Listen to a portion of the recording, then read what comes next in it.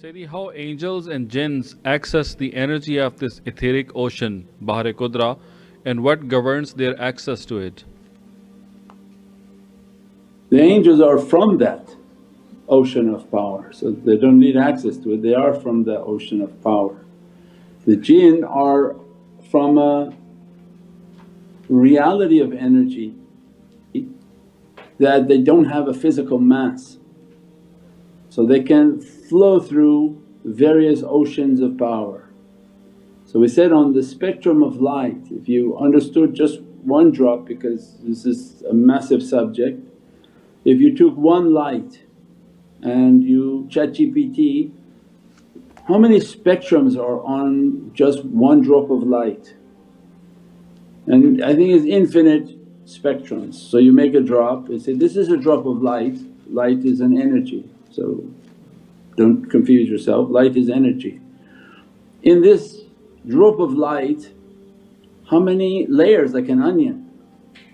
The outermost layer is what? The electromagnetic field. The jinn can move in that. These levels like an onion then have different realities, that which ones can move in the gamma ray, which ones can move in the infrared red, which ones move electromagnetic, everything, because it's the spectrum of light that's free flowing everywhere.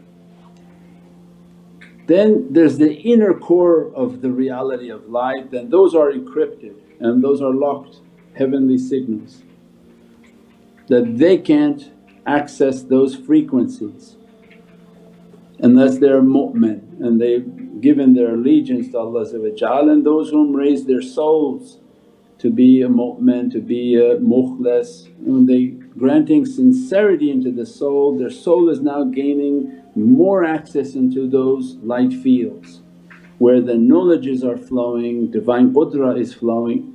It's not flowing in electromagnetic field because that's just the energy they've given out to all of creation, you can power your building from that, that was the ether.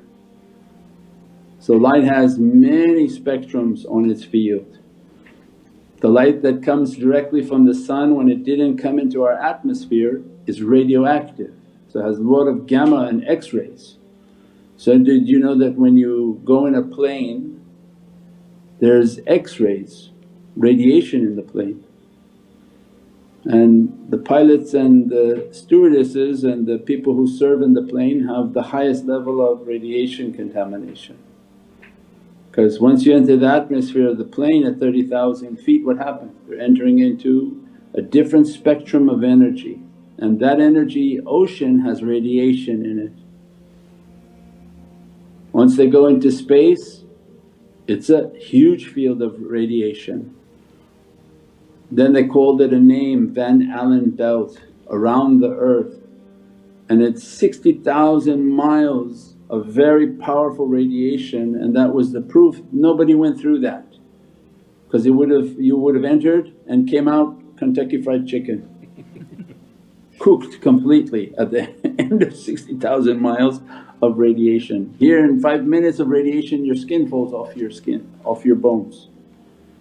So these are all the energy fields all around us. So which creatures Allah created that survive and move in those fields, that's Allah knows best. But our life is to reach towards the Malakut, and these are the encrypted files of the heavens in which those angels that are moving knowledges, powers and realities that the soul can take its blessing from and its realities from. The rest it doesn't need those fields.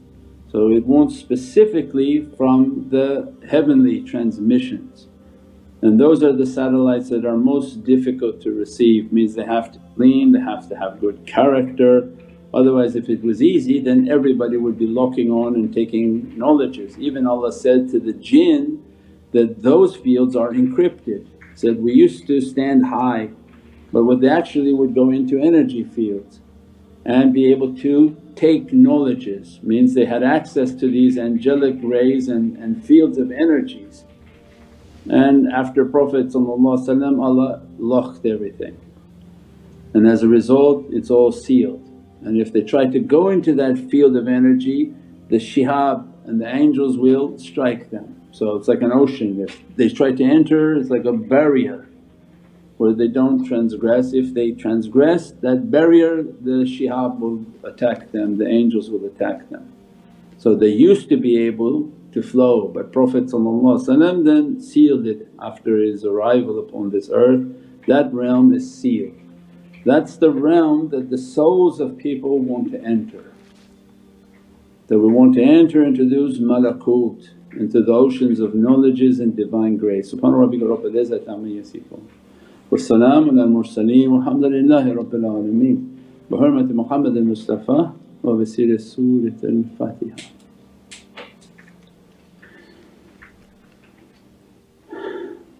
Ya Rasul Kareem, Ameen.